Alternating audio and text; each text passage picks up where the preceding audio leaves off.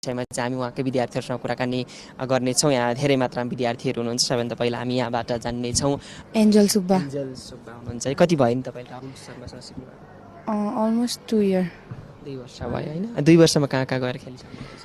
हामी एउटा national MMA अन्त 3टा नेसनल किक बक्सिङ च्याम्पियनसिप खेलिसक्यो। अन्त फर्स्टमा हामीले सिलगढीमा खेलेको थियो, त्यहाँदेखि हामी गुजरातमा नेसनल एमएमए च्याम्पियनसिप खेल्नु गएको थियो। अन्त त्यहाँदेखि हामी हिमाचल प्रदेश गएको थियो नेसनल किक बक्सिङ च्याम्पियनसिपको लागि। अन्त हामी रिसेन्टली अहिले सिलगढी गएको थियो, त्यतिखेर त्यसमा चाहिँ जोनल लिग भएको थियो। त्यहाँदेखि चाहिँ मेडलिस्टहरू मात्रै सिलेक्ट भएको थियो। त्यहाँदेखि मेडलिस्टहरूको चाहिँ फेरि चेन्नईमा नेसनल वुमेन्स लिग भएको थियो। कस्तो लाग्छ राहुल सरले सिकाएको? कसरी सिकाउनुहुन्छ? मजा लाग्छ? मजा लाग्छ। सरले अब राम्ररी ट्रेनिङ गर्नुहुन्छ। सर पनि हामीसँग ट्रेनिङ गर्नुहुन्छ, हामीसँगै आएर राम्रो ट्रेनिङ गराउनुहुन्छ। राम्रै गरिराख्नु भएको छ। खुसी हुनुहुन्छ राहुल सरसँग? हजुर। तपाईँको चाहिँ के छ सिकाइबाट उहाँहरू कतिको सन्तुष्ट हुनुहुन्छ भन्ने विषयमा चाहिँ हामी उहाँकै विद्यार्थी